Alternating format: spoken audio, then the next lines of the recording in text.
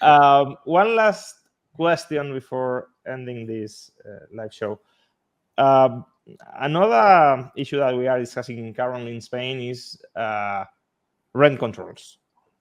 Rents are increasing too much, and they are expelling young people from cities because they are not able to afford the rent. What's the current state of the art in the issue of rent controls? Because initially, most economists were very much against rent controls as something crazy and stupid and useless. But in the last years, some new economists appear saying that some type of rent controls, second-generation rent controls, are not so harmful, that they can provide some advantages, that if you have a concentration of supply in some areas, of control of supply in some areas, maybe you need some rent controls to counteract monopoly power. What's your take on this? You first, Ryan. Yeah, this is so absurd. Like, if you go to any economics textbook, they will explain the problems with rent control. If you have rent control, it does not make apartments or housing more abundant. It makes it less abundant because people want to build less. It just means that you get queuing and people desperately trying to go and get a place because having the money is no longer enough to get what you want.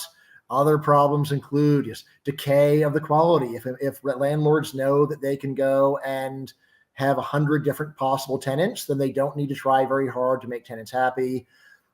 Can you make rent control less bad? Sure, you can make it less bad, but why try at all? It's just a failed, terrible idea. And to go and make it less bad, it's like, all right, yes. You could say, well, it only applies to old structures. All right, yes, but every new structure eventually becomes an old structure. And so I'm going to build something, and then 20 years from now, then that'll be subject to rent control. That's, again, something that people will have in mind. So yes, rent control is a terrible idea. Like, people are just so eager to avoid the obvious thing of deregulate, let developers build a lot of stuff, prices get cheap and abundant, high quality. It totally works. Why fight an idea that totally works with a bunch of crummy ideas where you have to go and keep tweaking them just to prevent them from being complete disasters? Come on. I would like to say in English, but I will sum up later in Spanish. So I agree. It's the worst idea that you can do. Even, you generate the problem. You created the problem because you increase the scarcity through the regulation. And after that, as the prices increases due to the regulations, now you include a price control. That is the worst situation. And that is what happened in all the socialist economies. So you do that because as you fail in the first period of regulation, now you will increase the price. You will introduce the price control, and this is the worst. So lo que he dicho es básicamente es que es la peor idea. Probably the worst would just be to destroy all the housing, but it's pretty bad. Yes. Or you can destroy everything and say, "Look, we're tired of having this problem." Well, in the long run, one policy leads to the other result. Or it could be possible to force people to go out of the city. That also could be a possibility. Yes. So let's rustify them. Yes. Yeah. So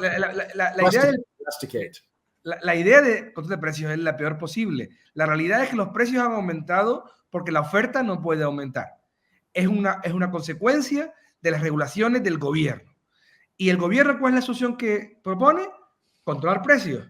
¿Por qué? Porque como él ha sido, digamos, el que ha creado esa situación, al final su única solución es el control de precios, que lleva a la ruina en el largo plazo. Porque al final, en el largo plazo, lo que va a haber es mayor escasez y mayores precios. Y un deterioro general de la ciudad y la economía. But Brian, and no, for sure, we must end. What's your opinion on why politicians are doing this? I mean, if all these policies are so crazy, so absurd, so negative, why are they doing what they do? It is because they don't know the basics of economic science. It is because voters are asking them to restrict new buildings because they want to keep the price of their homes high. Why do you think housing policy is the one that we are suffering almost every place in the world, not just in Spain, because Spanish politicians are the worst political class in the world, but this is something quite common in every country? So in my book, I have a whole chapter on this, and I say, look, the one big problem is economic illiteracy. Most people just refuse to accept that building more housing reduces prices. That's one problem. Another problem I say is innumeracy. People go and mention very tiny problems with building new things and then say, so it should never be done. Another problem is paranoia, like the sky will fall. It will be a total disaster if we go and allow this. So I think these are the real problems. I don't think that the self-interest of homeowners is very important. In fact, there's research in the US finding that homeowners and tenants have very similar views on this. It's not a selfish effort to go and get higher prices. It's rather what's usual in politics, which is a very confused effort to advance the good of society without a lot of attention being paid to, will it work? What are we really doing? Do we even know what we're talking about? Then politicians, mostly they are trying to go and get power by telling people what they want to hear. I think that politicians probably have a better sense of what's really going on than the typical voter. I think politicians do realize that if they would go and allow more building, there'd be very large benefits, but they think they know it's unpopular. And also, of course, a lot of politicians have an ideology saying builders are evil, developers are evil. I would be a traitor to my own ideology if I went and allowed people to build things. So I think that's the main thing going on. But really, it's these bad ideas, just thinking that it's such a hard problem. It's not a hard problem. Just let builders do their job. They know how to do it. 100 years ago, they were able to build the Empire State Building in about a year. We have the technology to do it. It's just that government won't give permission to do the job. Gonzalo, para terminar también contigo, quizás he sido un poco superficial cuando he dicho que este es un problema que afecta a prácticamente todos los países del mundo. Mirando sistemas urbanísticos comparados, hay países, hay economías donde hay más libertad de construcción, de edificar, y en ese sentido se construye más y se abaratan los precios. Es una muy buena pregunta. Indudablemente, antes dijiste que los políticos españoles eran los peores. Yo diría que el planeamiento urbano español es de los peores. ¿Y por qué es de los peores? Porque es de los más regulados. Yo he estado estudiando diferentes sistemas urbanísticos, el británico, el alemán, el francés, el Estados Unidos. Y si comparamos, por ejemplo, el sistema de Reino Unido con el sistema español, veremos que el planeamiento urbano en Reino Unido es más orientativo y menos restrictivo. En España es totalmente planificado y restrictivo. Entonces, a mayor restricción, a mayor regulación, a mayor, digamos, imposibilidad de entrada,